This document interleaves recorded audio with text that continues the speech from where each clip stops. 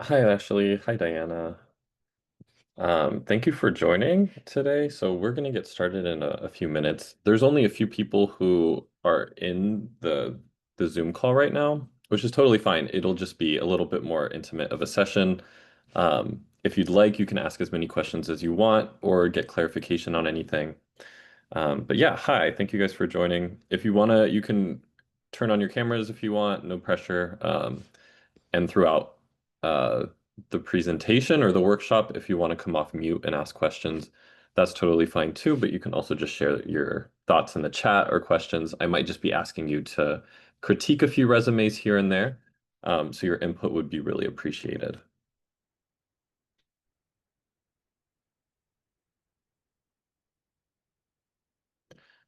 Hello, good afternoon, if you just joined us. We will get started here in a sec. I think the 40 people had RSVP'd, but I think it's going to be a fairly low turnout today, which is totally fine. If anything, it's better for you all because you have more opportunity for one-on-one questions. So yeah, nice to meet you all. If really quick in the chat, you could just let me know your background, like what your major is. Um, and then if you have like specific questions you want to get through with this resume workshop, you can let me know there too.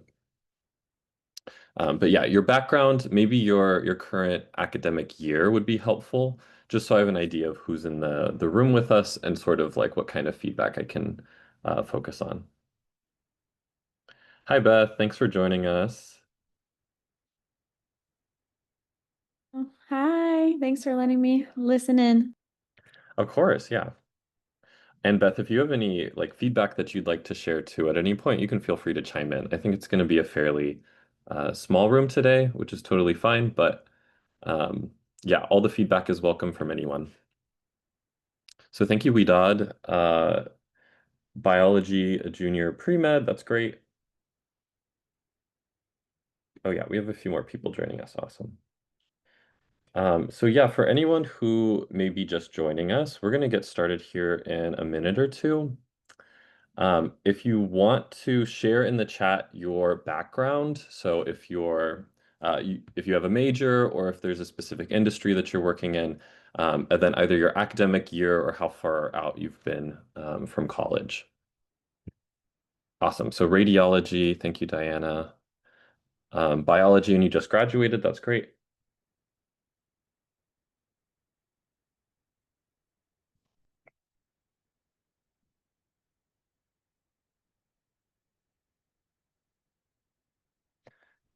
And then hello, everyone else. Thank you for joining.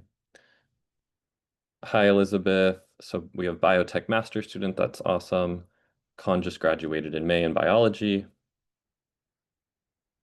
We will talk a little bit about our program, LifeSci NYC, before we get into this, but I'm going to go ahead and get us started here. So thank you again, everyone, for joining. I know it's a pretty gloomy Monday, and joining a workshop at 4 p.m. on a Monday is um, sometimes not the vibe. So I appreciate y'all for coming. Um, we are the LifeSci NYC Internship program. I'm just going to share a bit about our program before we get into it. Um, but some context for us, we are part of the New York City Economic Development Corporation's initiative to grow the life sciences industry. Life sciences usually just means biotech companies within New York, and our bread and butter are startups. So most of the companies we work with are smaller, maybe 5 to 10 employees, and founded by scientists, and they have a wide range of needs. So if you're interested in our program, this is the kind of company profile you can expect to see. We offer paid internships for college and graduate students, as well as a handful of entry-level full-time and part-time jobs. We might be called LifeSci NYC, but that doesn't mean that we just focus on traditional or typical science roles. We also offer placements and internships across disciplines. So if you're interested in business or tech or anything outside of STEM, then we also have opportunities available. Um, this is the ninth year of our program, and we have placed just over 1,200 interns at 240 plus companies across New York City. One important thing to note is that we are NYC based. So within the five boroughs, we can place students within. If you're outside of the five boroughs, you can check in with us about eligibility, but that may imply that you're not eligible for our program. But you're certainly still able to get hopefully helpful feedback from this resume or from this workshop if that is applicable to you. Uh, Introducing our staff really quick. My name is Evan. I'm a program coordinator with LifeSci. Not with us today is Bill Hammersley, Sally Fang, and Sharon Kaplan. If you reach out to any of us with questions at internships@upperweststrategies.com, one of the four of us will respond very quickly within a day or two. So if you have any questions about your resume, your cover letter, or how our application process works, feel free to ask, and we're here to help. Also in the room with us is a new member of our staff, Beth Tuck. She's recently joined, so she's not on the slide just yet, but yeah, she also plays a role here. And with that, we'll go ahead and get started. Yeah, hi to anyone who just joined. So today's agenda for our workshop, we're going to just start with useful tips. So just the general things that I see having reviewed resumes for the past few years for the program, things that are industry standard, as we call them, and elements in a resume that we look for that are successful or that land internships through our program. So just keep in mind, I guess, that this is fairly specific to the LifeSci program, though a lot of the feedback that I'm giving today is going to be much broader. It's going to be applicable to industry positions, other things that you might apply to. But again, take some of this feedback with a grain of salt because it might be specific to the life sciences. After those tips, we're going to critique two separate resumes. So there'll be opportunity for all of you to review a resume, give your own feedback, and then we'll talk through some of that feedback. And then we'll close out just with a Q&A and a few other resources that we have to offer as a program. Just a few things that I ask of you all as participants. If you have any questions, please throw those into the chat at any time. I will either try to answer it on the spot or we'll go back to it at the end of the workshop. And then please drop your critiques in the chat as well. You're welcome to come off mute at any point. That's totally up to you. But I do ask that you all send in your feedback when we do look at those resumes, because otherwise it'll just be me sort of talking this whole time without any like input. So yeah. Awesome. So a question already. When writing cover letters or applying to internships with little to no experience, how do you frame your application resume to appeal optimal to recruiters? So that is a big question, certainly. We're going to touch on that specific for resumes. I would recommend that you actually join our office hours, which I'll make sure that you have the link for. And we'll talk through more clearly like how you can focus your cover letter and with less experience showcase some of those skills that a recruiter might be looking for. So yeah, may not be fully covered in this session, but highly recommend that you join our office hours, and I'll share that link in a bit. Okay, so starting out with resume tips. That first one, and a lot of you might have heard of this or sort of struggle with this issue, but the one-page rule is something that we stress pretty strongly in our program. Unless you have 10 plus years of experience, we highly recommend that you limit your resume to a single page. That's, for the most part, the standard when applying to industry positions or applying to companies. The one-page rule might not apply to you if you are a college or grad student and you're applying to maybe a program within your school. In that case, sometimes we won't recommend that you limit yourself to a page because there are extracurricular activities that you might be a part of, organizations or clubs within your school that you can include, and that might bring your resume over a page. So that might be specific to you, but generally through our program, if you have less than 10 years of experience or don't have substantial research experience, we highly recommend you limit to a single page. We do have a lot of people who sort of struggle with that. So again, we can help in our office hours if you want to join. One-on-one, we can help you reduce and like focus on what is most important or relevant in your resume so that it can be a single page. Because often that's a lot of the difficulty in creating a page is what is relevant. I want to include everything. All of my experiences are important to me, but it's sort of a game of figuring out what an employer or what a hiring manager might be looking for, as opposed to, broadly having all of your experience. Another thing that I'm going to emphasize in today's session, and we're going to see, is consistency with grammar and formatting. This is probably the easiest thing that you can do on your resume just to make it look really good and to make sure that it doesn't stand out negatively, is making sure that your formatting is as simple and consistent as possible, that you're consistent with your use of verbs, that they're all in the same tense, that you're avoiding spelling mistakes or misalignment. All of those things are really small and they might not seem that important, but if your resume has really strange formatting or maybe the fonts are different across sections, it sort of sticks out to a hiring manager and it might showcase a lack of attention of detail or attention to detail. So you want to just show that you have that attention to detail, that you can, format consistently and make sure that your grammar is correct, because that's one of the elements that a hiring manager is looking at. That third point, tailoring your resume to specific roles you're applying for. This might look like having a job description. So any job description that or position you're applying for will have a job description.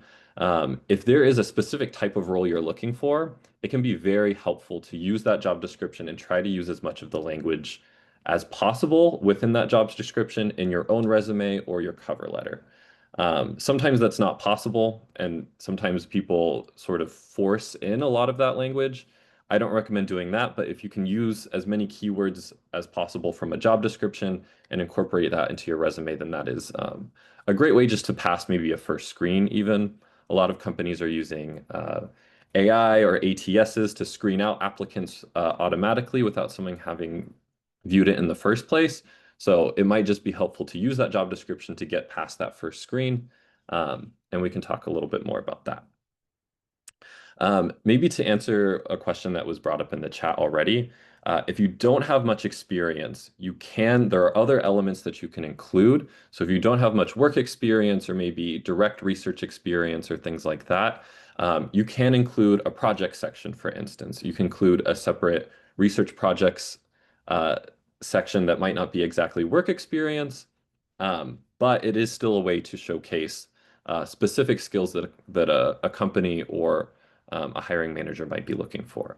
So any skill that is emphasizing your attention to detail, your ability to communicate effectively, your ability to collaborate in a team, those are the kinds of experiences, even if you're not being paid for them, that you can include in your project section or in a separate section.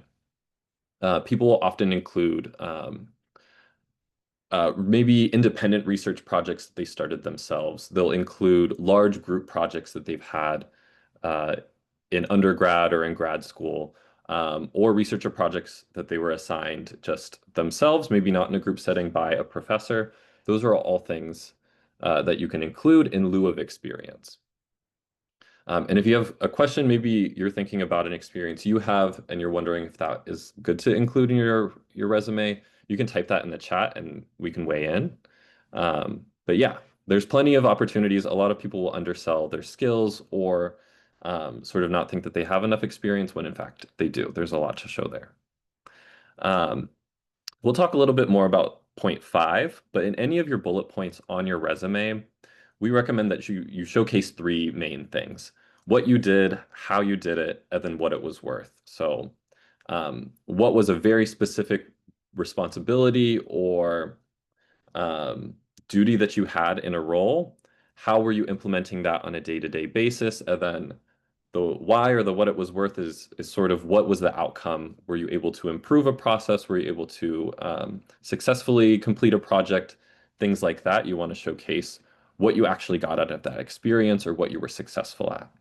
So whenever thinking about your bullet points, those are the 3 elements that we encourage you sort of frame each bullet point around. And all of that really starts with an action verb. So yeah, another thing we'll talk about in a second. Strong action verbs are very important. Those are the very first verbs that you use when describing any experience. So any of your bullet points will always start with an action verb. So that could be words like facilitate. It could be taught if you were a teacher. It could be collaborated or developed or created. Things like that are what we would consider strong action verbs. Another element of bullet point six is quantifiable data. We highly recommend you include any numbers, frequencies, percentages that you can. This in our experience, applies a lot to research experiences or lab experiences. If you are working with data, for instance, how large is that data set? If you were improving a process, by what percentage were you able to improve it? How many times, or how many people, for instance, were you managing? How frequently were you hosting like meetings or check-ins or things like that? Those are all numbers that you can include. And generally, the more numbers, the more specific you can be, the better. Though I know that can often be sort of hard, especially if there's experiences you've had maybe 5 or like more years ago. It's kind of hard to come up with those numbers, but as much as you can, quantifiable data is important. Um, Seven is sort of related to number two. Formatting is important to keep simple, and we'll showcase a resume that doesn't have the best formatting or the most efficient formatting. Generally, you don't want any columns. Just keep it as simple and focused as possible. You don't need to reinvent the wheel. Um, Number eight, list experiences in education in reverse chronological order. That means your most recent experience will be at the top, followed by your second most recent experience, and then going backwards. So the experience that you had the furthest back in time will be at the bottom of your resume if you follow reverse chronological order. And then if you're currently working somewhere, that's going to be at the very top as number one. And then our last piece of advice, either take advantage of our office hours, which are really great. We have all of our staff, or 3 members of our staff are conducting those office hours, myself included. We will sit down with you one-on-one, go through your resume, your cover letter. We'll even do interview prep or a mock interview with you if that's something that you're interested in, just to make sure that you have the best chances of securing an internship through us or even outside of our program. We're happy to help, but um, we also highly encourage you to take advantage of your school's career services.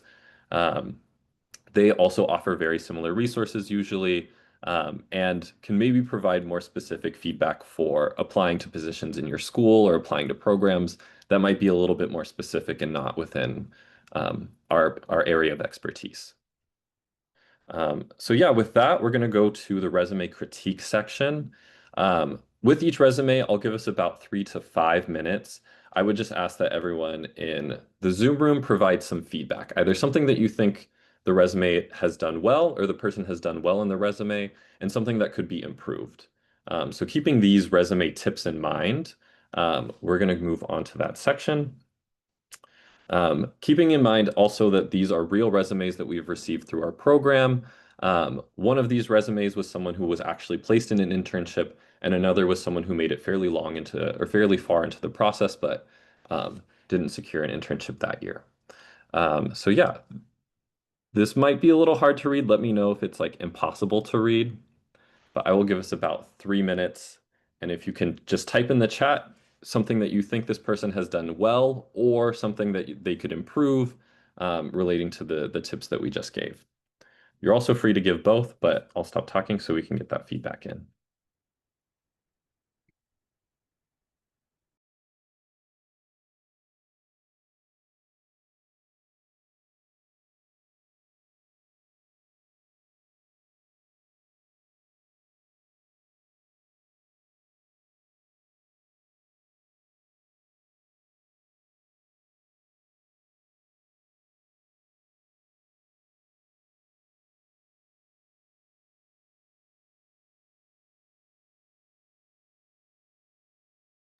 Yeah, Beth, let me see if I can.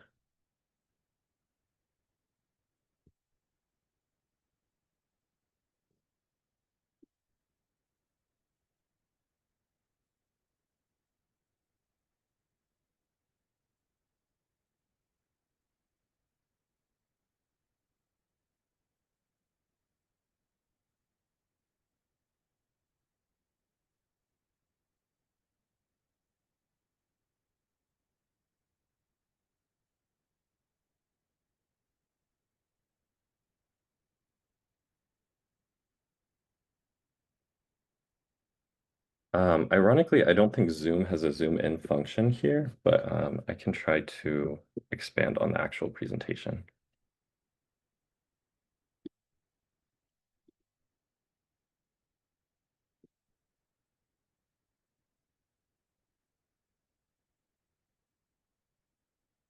That looks great, Evan. Thank you. Okay, that's better. Cool.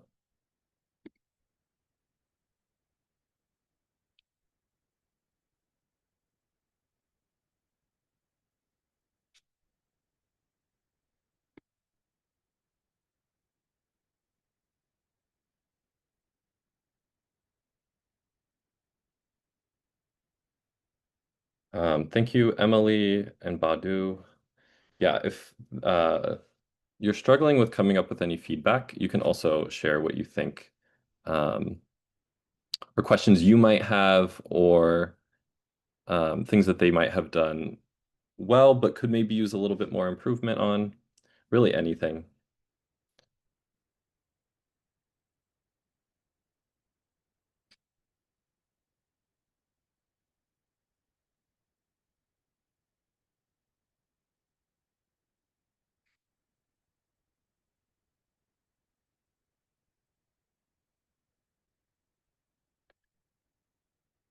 Okay, thank you for everyone for sharing, or to everyone for sharing. I'm gonna zoom back in here, or put it back in a slideshow.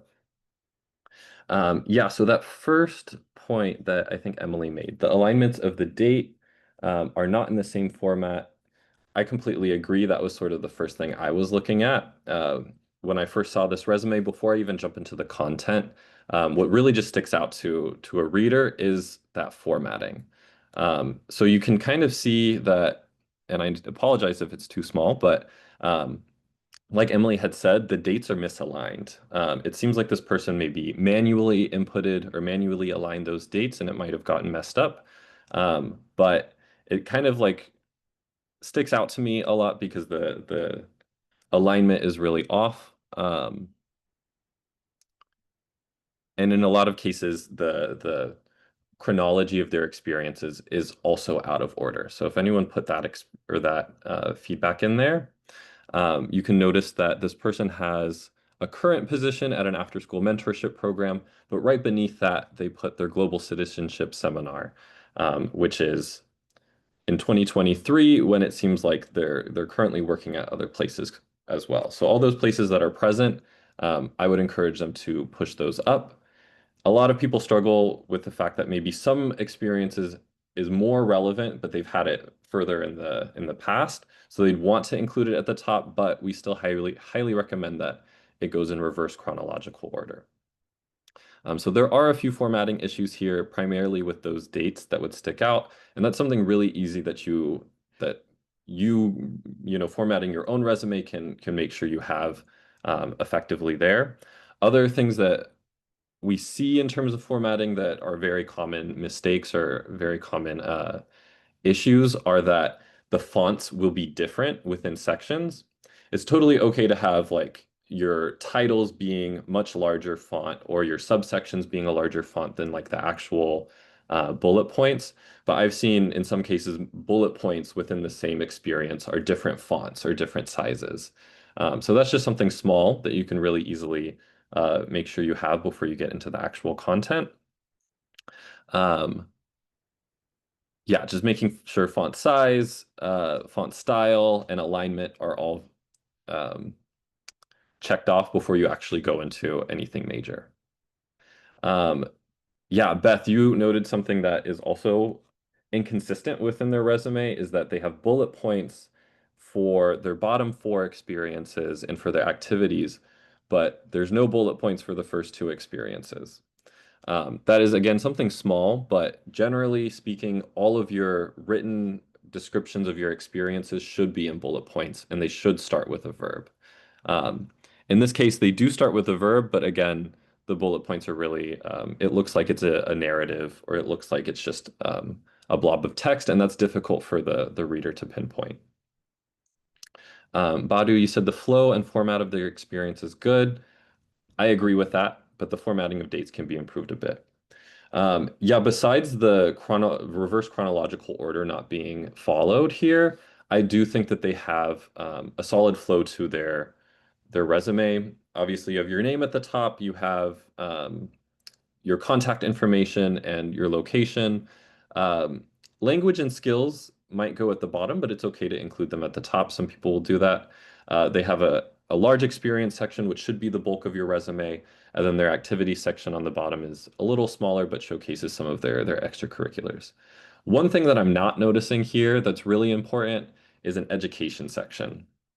I think that's one of the most important elements of a resume, and they don't have uh, anything indicating what their previous school was, if they're a current student, anything like that. That's really important information to include. So if you don't have an education section on your own resume, I would highly recommend you have that and place it very close to the top is usually what we see.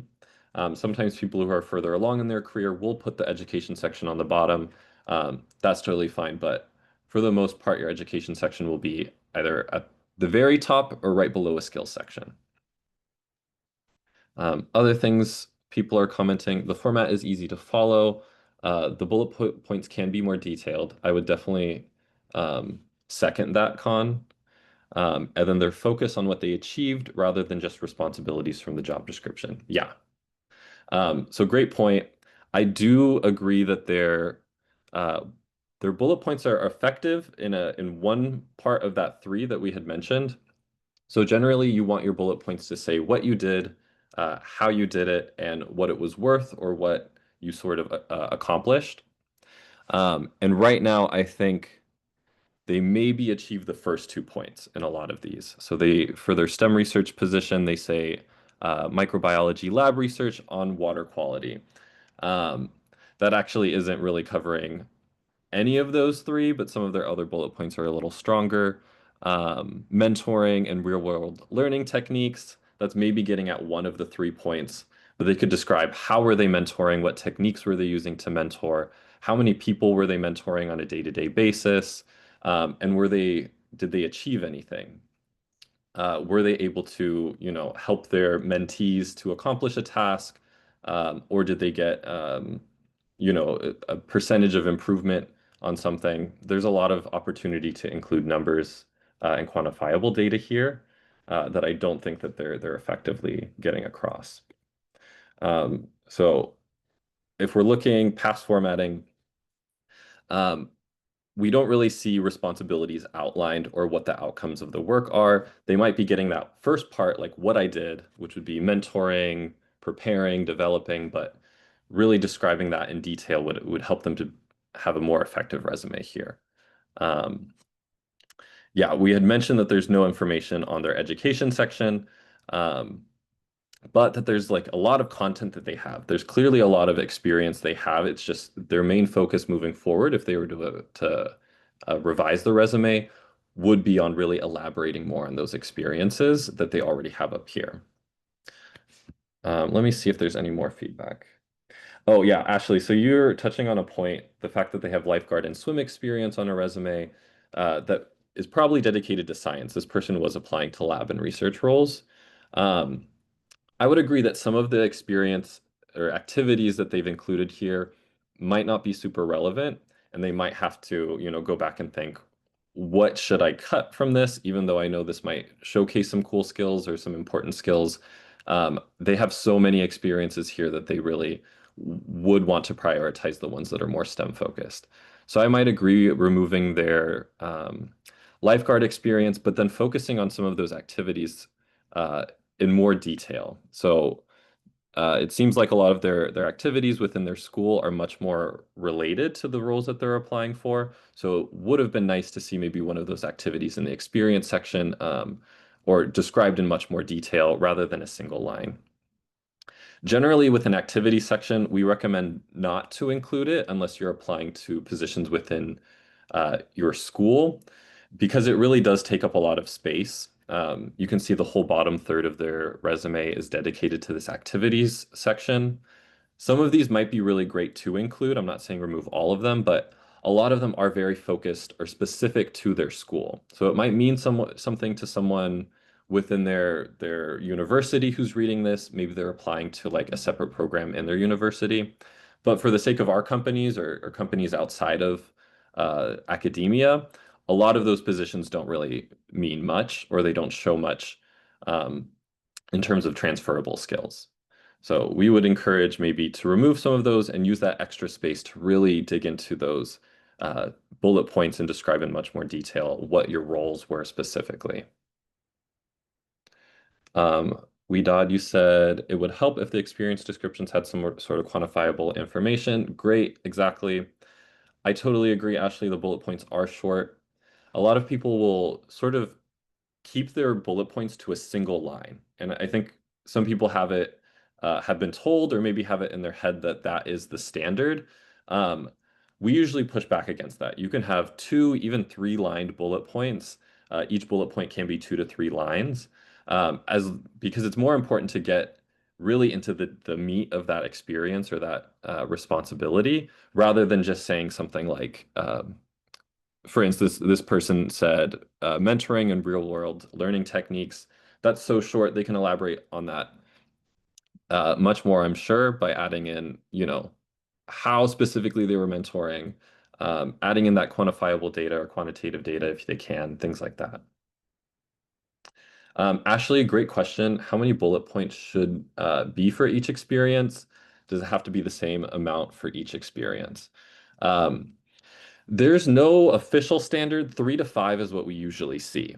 If an experience has less than 3 bullet points, that can be okay, but just one bullet point for an experience, I think, is maybe a waste of space, or it's not using the spaces. Um, or if you only have one bullet point for an experience, it might not even be relevant to include. Generally, 3 to 5 is what we see, three being sort of the average. Um, and it doesn't have to be the same for each experience. For instance, you can have 5 bullet points. Maybe it's like the experience that you feel is most relevant for a role. You can have 5 for that one, and then one that's maybe less relevant or was you had a long time ago. That could be 2 to 3 bullet points potentially. But yeah, it doesn't need to be consistent across the board. And then your follow-up question, can you put things like mentoring on a resume to show leadership? Oh, absolutely. Yeah, so you don't, even if you're applying to science roles, everything does not have to be science specific. As long as you're showcasing those skills that we talked about already, your ability to communicate, attention to detail, time management, even those kind of skills, even if it's something in food service or customer service, you can include those. And if you have really nothing else on your resume, we'd highly encourage you to use those experiences and rely on them. Yeah, great questions. Thank you, Ashley. Yeah, so I've heard that as well, but then that your bullet point should only be one line. But then I've seen PhDs and people with masters, and they all, have more than one um, line, and it just seems like the standard is not a single line because you can't really get all of that experience into one line. Sometimes you can, but I would still encourage people to use more than that if they need. I think one more like minor comment before we move on, or like overall comment. Um, and we had touched on this. The candidate highlighted a lot of experience, but they might be better or it might benefit them to focus on like 3 or 4 of those experiences rather than spreading their net really wide. They have 1, 2, 3, 4, 5, 6 different experiences. That's quite a bit for just one experience section. They might even cut 2 or 3 of those positions out and just focus on the really important ones. Con, you said a career advisor encouraged me to put bullet points under relevant clubs, extracurriculars I was part of. Would you recommend that as well? Uh, Typically when we see a club or extracurricular section like this activity section, it is just like a single bullet point for each club or organization. Which we don't recommend that you really do unless you're applying to something within your school. So I don't know if unless every experience also has those bullet points within your extracurriculars, I think the formatting would just be really wonky because some of those might just have one line, and then if you're adding bullet points to others, it just looks different. So either remove the activity section altogether, then create a new one that's just that you can have multiple bullet points for each section, or just leave it as this person did, maybe. But again, that's, I think, if you are applying within your school. Great question again, Ashley. Certifications can go in your skills section. So something we haven't really talked about yet is this person's skills section is lacking in a lot of ways, in the sense that they don't have technical or what some people call hard skills uh, indicated. It's more so their language abilities, which is great, but then they say things like organized, communicative, ability to work independently. Those are what we might call soft skills or professional skills. And we don't encourage including those in your skills section, but your certifications would go in a skills section. You can just call it skills and certifications and then have a separate like sub point for your certifications, and you just list those. Yeah, hopefully, I think the next resume might showcase that a little better, but we'll move on to this. Same thing. I'm gonna zoom in on this so it's a little easier to see. Um, But yeah, we will look at this person's resume. If you could just give feedback, either something they're doing well, something that's maybe different from the last resume, or improvements. So I'll give us 3 minutes. It would be great to get everyone's input here.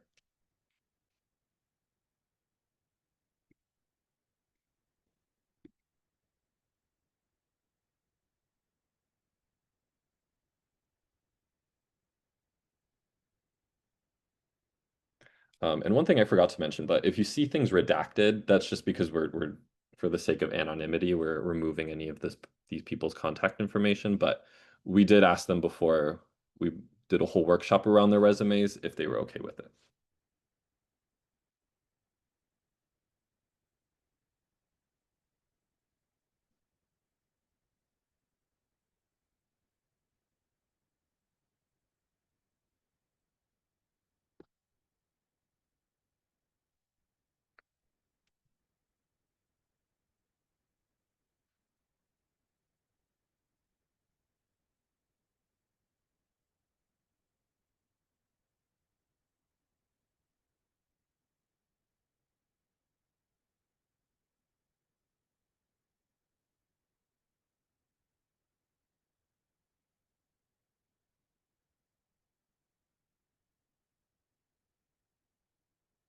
I am seeing a lot of um, feedback that's positive, which is great. But maybe things that you think might not be so successful. If like a hiring manager were reading this, what like qualms might they have about the resume, or what might they be hesitant about?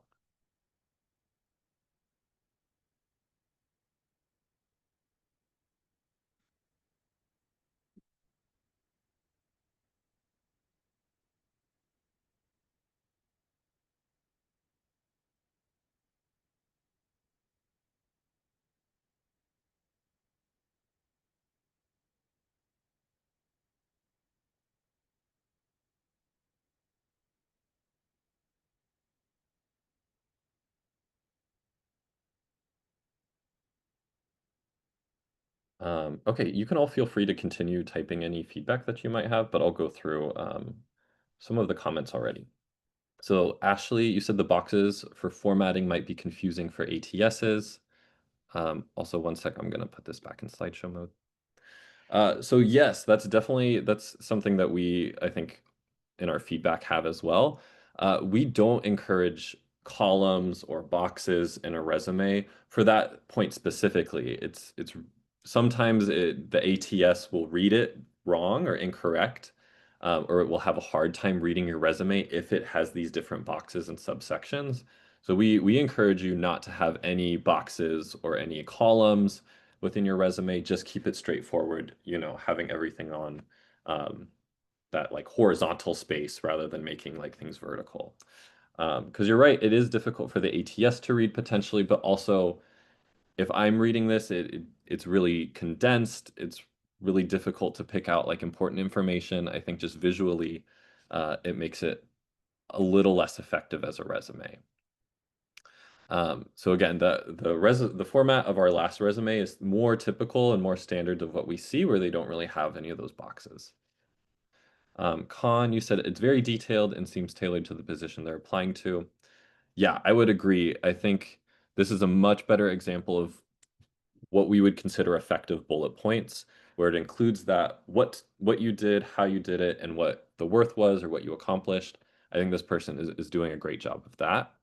Um, though here we see their bullet points are much longer. Um, it's totally fine to have two or three lines, but the columns are really making this like condensed and hard to read. So removing that might make their bullet points maybe two lines, but also like a lot visually a lot easier to read. Um, the skill section showcases the individual. Yeah.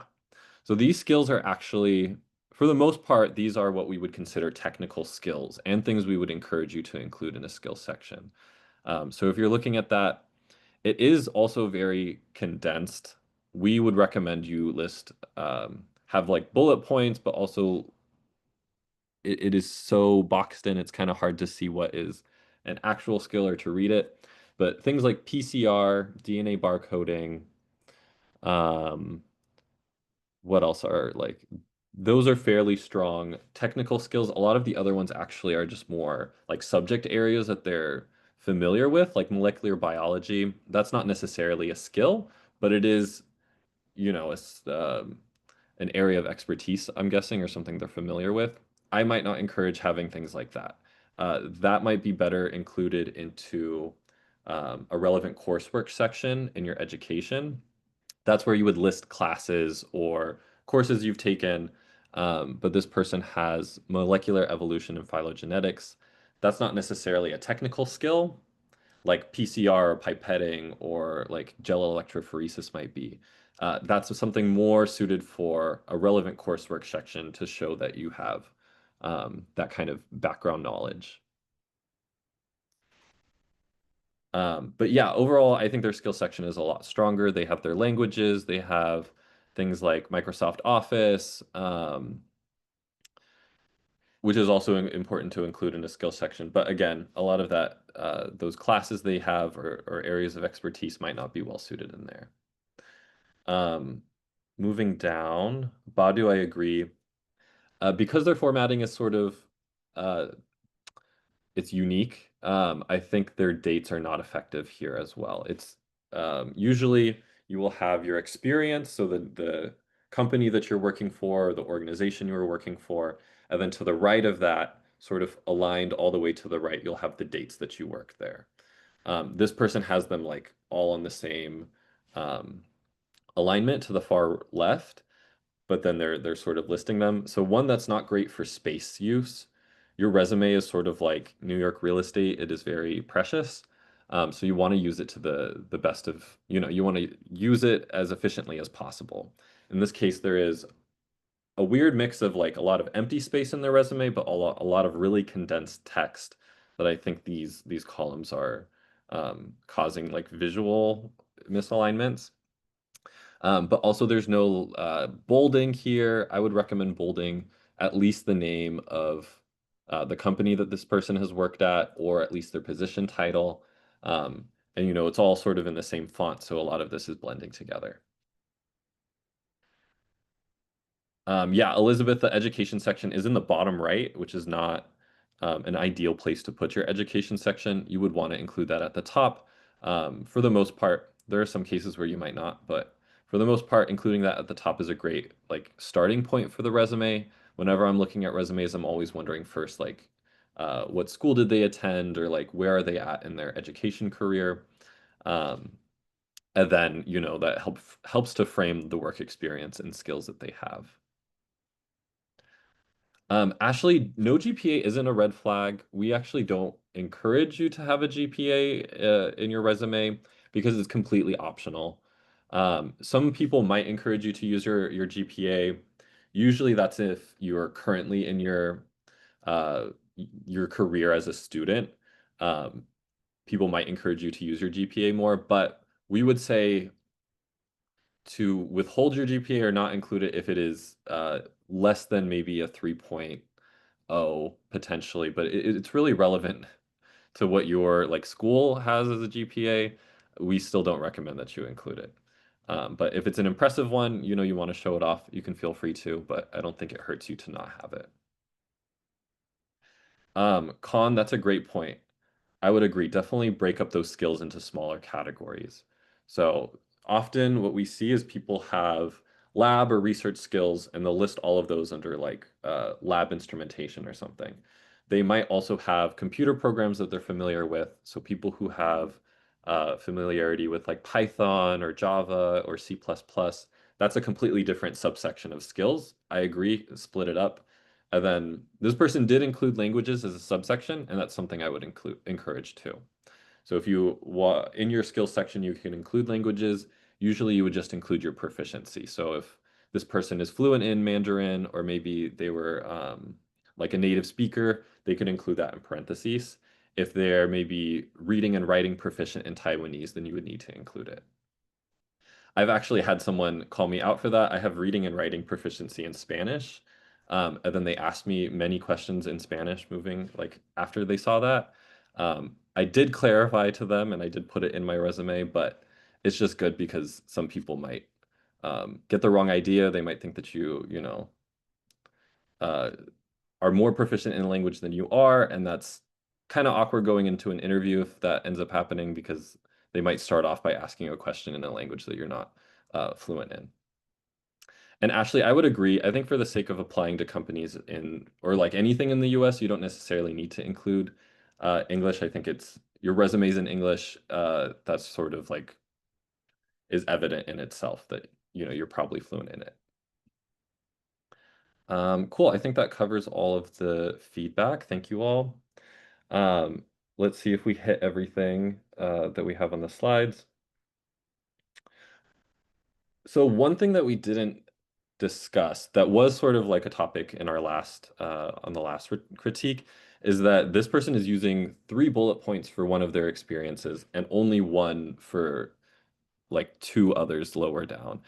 We would definitely recommend that there's more consistency than that. Like we had mentioned, or I had mentioned, if you have only 1 bullet point for an experience, it may not be worth the squeeze. You may just want to remove it or not include it at all, or just add on to it. There's likely more that you can include and describe, but just having 1 bullet point for an experience is sort of a red flag for an employer, because if you've only done one task at that one job, you know, you might not have like all these other skills they're looking for. So I think it's better to have it consistent, maybe have 3 to 5 for your first few experiences, and then you can like reduce some of those bullet points, but don't have fewer than 2 at any point. Um, but yeah, it just sort of shows that one of your experiences you're really you got a lot out of. Maybe you didn't get so much out of the other ones, and you don't want to showcase that or make that clear to your employer. We already talked about the formatting, so yeah, definitely. This person has columns and boxes. That might be a nightmare when it comes to an ATS trying to like figure out if you're gonna be past the first screen. This person very well might have all of the experience and skills they're looking for, but because the ATS, like the computer can't read it, they might just be taken out of that first screen entirely. Um, but yeah, and we touched on this, but the candidate has a great amount of experience. It's now just um, sort of allocating space appropriately to each of their experiences. And the format is really messing up the flow of this for me. So I think that would be probably the biggest push if I were meeting with this person is getting rid of all those boxes and then just having horizontal subsections rather than all of these boxes. Ashley, you said, does it matter if you submit your resume as a PDF or Word doc? Does ATS read one better than the other? That is a great question. PDF, always. Word documents definitely can be converted incorrectly. If I were to download a Word document that someone uploaded to our program, for instance, it looks different or it can look different to me than it looked to the person uploading it. It might depend on like what if I'm opening it with Microsoft Office Word, for instance, from like maybe I haven't updated it, it can actually look different So PDF is the best way to upload any resume. It will always be the same no matter who's reading it. Um, so yeah, if the like PDF looks great on your end, it'll look the exact same on whoever is reading it if that's like submitted to them. But good question, and I think that wraps up this critique. Um, yeah, we had talked about skills, which are clearly relevant. Their skill section is very much like focused, but there are certain things that are too specialized or too vague. Ideally, like you're including just very technical, specific skills. So if I were to look at this skill section and say, oh, this person is special, like has a skill of morphological and molecular taxonomy, that is not very specific at all. That could imply a lot of things that they're doing, a lot of like equipment that they're using, or like instruments that they're using day to day, but I can't, as someone who's just reading this, maybe not in that like area of expertise, I'm not sure what that exactly means. But if you look at PCR, DNA barcoding, Microsoft Office, those are very specific skill sets, programs, pieces of equipment that you're going to want to include. Yeah. So last tips, but also feel free if anyone has questions, you can come off mute and pause, or you can just type them in the chat like you have been. But last things that we really want to drill in are keeping the formatting consistent. Um, as you saw in like both resumes, the formatting was kind of all over the place, and that really stands out. Um, a company who's seeing it might seem minor to have like formatting or like spelling mistakes, but that is an element of attention to detail that companies are looking at. So it's really important and really easy, to get right. So we'd highly recommend having someone look at your resume and see if they see anything that you might be missing. Um, Always be sure to highlight relevant experience. Like we had seen in one of the resumes, they had lifeguard experience, for instance, and they were applying to research and lab roles. Because they had so much experience, I would recommend they remove that. But if you don't have much experience, for instance, maybe you're a freshman and you don't really have research or lab roles yet, or you haven't had really much work experience, something like lifeguarding can be actually included in your resume to show, because there's so many skills that can be showcased. I think it's just how much uh, you know space and time that you dedicate to an experience that matters. If you just have one bullet point for something, you maybe consider either adding to it, or it's it may not be entirely uh, necessary to include. Um, that third bullet point, you may not always realize that you have transferable skills. Again, going back to what we've talked about, customer service, food service, things like lifeguarding, babysitting, or anything that is not, research or like actual work experience.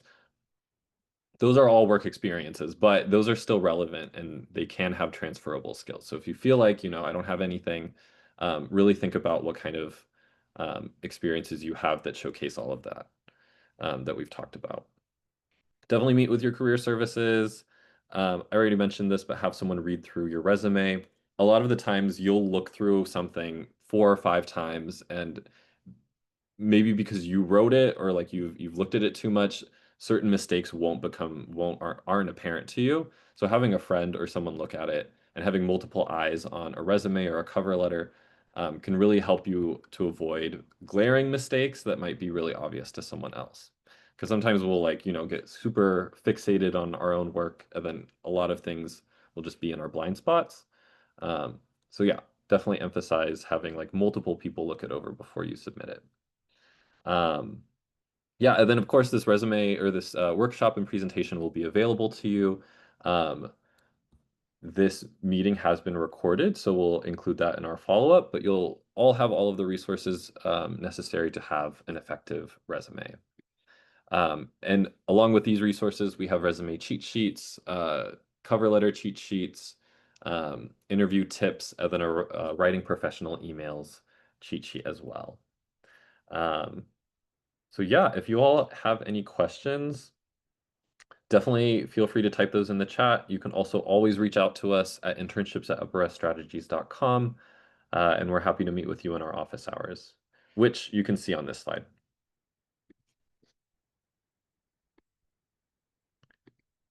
But yeah, feel free to include any questions or have a great rest of your day. Thank you all for participating. Yeah, thank you guys. All right, take care. Thanks, Have a good rest of Evan. your night. Yeah, see you, Beth.